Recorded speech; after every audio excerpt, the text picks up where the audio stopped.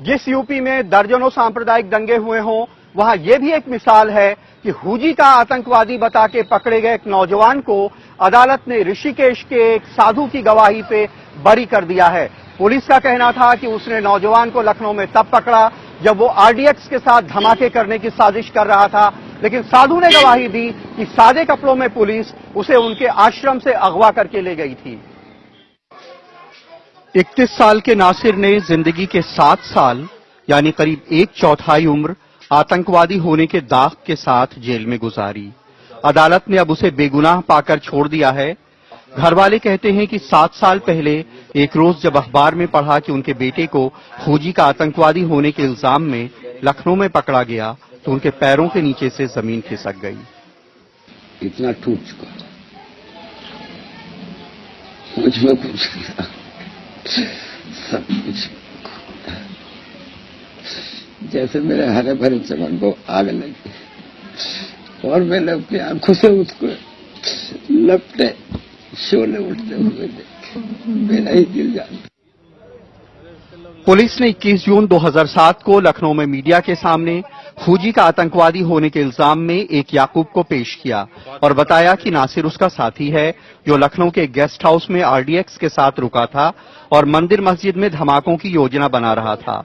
Nasir jail गया और मुकदमा चलने लगा।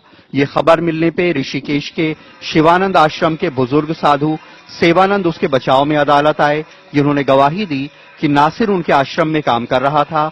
वहां से सादे कपड़े वाले उसे अगवा कर ले गए। पुलिस में शिकायत की लेकिन रिपोर्ट नहीं लिखी गई।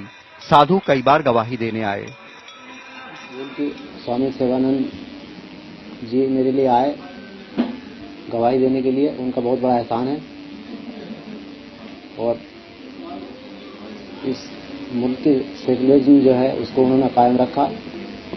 हालांकि गैर मजहब होने के बावजूद भी वो मेरे लिए आए, उनका बहुत बड़ा एहसान है।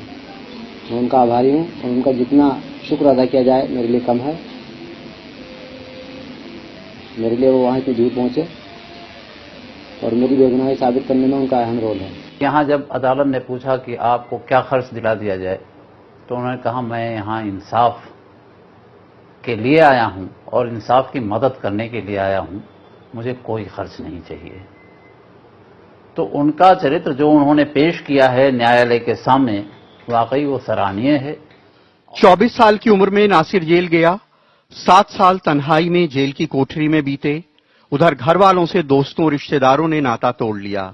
जिन्हें यकीन था कि वो आतंकवादी नहीं है, वे भी पुलिस के डर से उनसे जान बचाते। पिता रामलीला में हारमोनियम बजाते थे, उन्होंने बाहर जाना बंद कर दिया।